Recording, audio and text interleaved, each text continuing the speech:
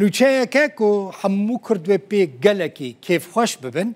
ڕێبەرێ پەکێکی عەبدوڵڵاه ئۆجەلان بڕیە شاندا دەم پارتی داخواز سەرۆک بارزانی کریە کو سەرۆکەتیە کۆنگرەیە نەتەویە کورد بکە لە گۆری ئاژانسا مەزۆپۆتامیا ئۆجەلان دنامەیە خۆدا دەبێژە کو قۆناغا نەها هەیە ji bo destkeftiyên gelê Kurd mayînde bibin ji bo ku bimînin û ji bo naskirina statuya gelê Kurd sazkirina kongreya netewî ya Kurdî weke pêwîstiyeke lezgîn û dîrokî nas dike û dibêje divê neyê bi paş xistin.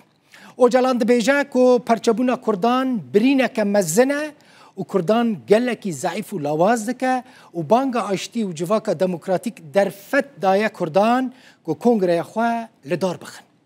Ocalan bang li partiyên Kurdî li rêxistinên civaka sivîl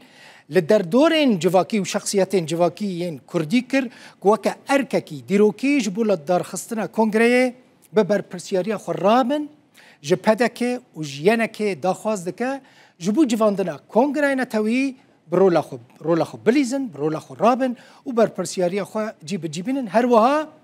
daxwaz dike ku Serok Mesûd Barzanî jî seroketiya kongreya netewî ya Kurdî bike.